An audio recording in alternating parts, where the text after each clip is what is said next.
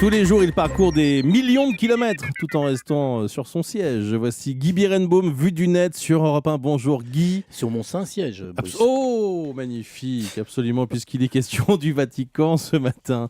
Et si un cardinal écrivait sur Twitter qu'il y a un nouveau pape avant la fameuse fumée blanche du conclave annonçant l'élection? C'est la crainte sérieuse des autorités du Vatican. Ouais, le porte-parole du Vatican a annoncé que ce conclave pourrait s'ouvrir début mars et on apprend sur le site catholicnews.com, site d'une agence spécialisée dans les informations catholiques, que lorsque les cardinaux entreront dans la chapelle Sixtine pour élire le pape, ceux qui ont un compte Twitter, ils seraient 9 sur 115, seront interdits de smartphone ou de toute autre forme de communication avec l'extérieur comme une tablette ou un portable. Information reprise notamment par l'excellent blog du Monde Big Brother.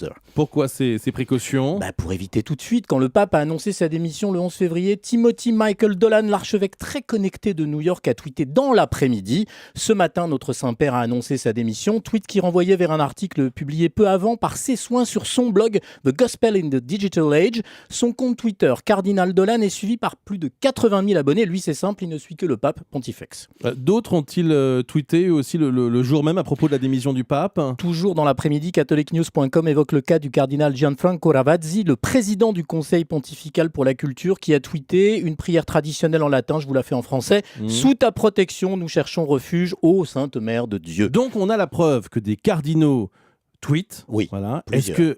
Est-ce qu'il pourrait aller jusqu'à faire fuiter le résultat? Vous voyez qu'ils seront privés de toute communication, un peu comme les initiés qui connaissent le résultat de la présidentielle. C'était le cas en mai dernier, 2 heures avant. Alors, ceci étant, il n'y a pas d'autres électeurs dont là, il faut respecter le vote pour ne pas influencer leur choix.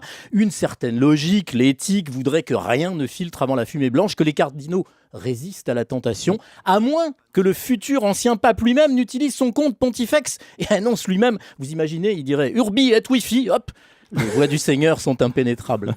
Vous imaginez, Julie, si le nom du nouveau pape était annoncé sur le blog de Jean-Marc Morandini. Notamment. Ah, vous pensiez à ça? Mais oui. Ça serait un joli scoop. Ah, ce serait formidable. Un scoop divin. Je m'en réjouis. Merci beaucoup, Guy Birenbaum. Europe 1, 7h26.